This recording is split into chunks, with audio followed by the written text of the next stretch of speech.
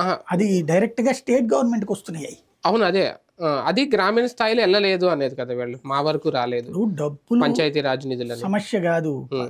ఇక్కడ సంక్షేమ పథకాలకి గ్రామీణ సడక్ యోజన హ్మ్. ఇవన్నీ నిధుల వలన ఎదురైన సమస్య గాదు. హ్మ్.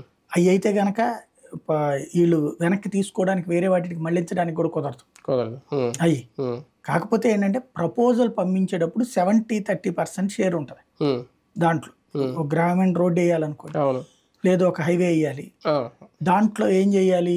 భూసేకరణకి ఇంతని డబ్బులు ఖర్చు పెట్టాలి. హ్మ్. 30% రాష్ట్ర ప్రభుత్వం ఖర్చు పెట్టుకుంటే 70%.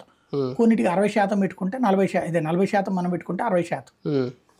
అది ఇక్కడ ఏ పథకం ఇచ్చినా సరే వాటిట్లోకి తీసుకెళ్లాలంటే ఇదొక మెకానిజం నడవాలి. అవును. ఇదిగో దీన్ని ఈ పథకం కింద పెడదాం సార్, దీన్ని ఈ పథకం కింద పెడదాం సార్ అని. హ్మ్. దాని మ్యాచింగ్ గ్రాంట్ ఎంత కావాలన్నట్టు. హ్మ్. బట్ ఇక్కడ ఏంటంటే వచ్చింది ఎంత, హ్మ్. అప్పు తెచ్చింది ఎంత, హ్మ్. ఇదిగో జీతాలకి ఎంత అయిపోతుంది సార్, ఈ పథకాలకి ఎంత అయిపోతుంది సార్, హ్మ్. నెక్స్ట్ మన చేతిలో ఏం లేదు సార్, హ్మ్. వాట్ నెక్స్ట్ మళ్ళీ ఎంత అప్పు వస్తుంది, హ్మ్. బొగ్గన మీరు వెళ్ళి మాట్లాడరండి, హ్మ్. లేకపోతే ఇంకొకళ్ళు వెళ్ళి మాట్లాడండి, విజయసాయిరెడ్డి మీరు వెళ్ళి మాట్లాడండి. హ్మ్. వీళ్ళు మళ్ళీ ఈ డిపార్ట్మెంట్ వాళ్ళందరితో కూర్చుని ఏ విధంగా తెచ్చుకోవచ్చు, ఎట్లా తెచ్చుకోవచ్చు, అప్పెట్ట తెచ్చుకోవచ్చు, ఇది కూర్చుని వీళ్ళు మాట్లాడతారు.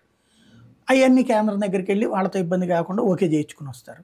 అది వచ్చేటప్పటికి ఇక్కడ ఇంకో పథకం రెడీలో ఉంటుంది. హ్మ్. కాబట్టి ఇక్కడ క్యాష్ ఫ్లో అనేది చేతిలో లేనప్పుడు ఏమీ చేయలేరు హ్మ్. బేసిక్. హ్మ్. రెండవది ఏంటి, జనం సంక్షేమాన్ని ఎక్స్పెక్ట్ చేస్తారు కానీ ఇవి ఎక్స్పెక్ట్ చేయరు అన్నటువంటి జగన్ ఫీలింగ్. హ్మ్. అంటే ఇవి చేద్దాం, ఇవి నిదానంగా చేసిన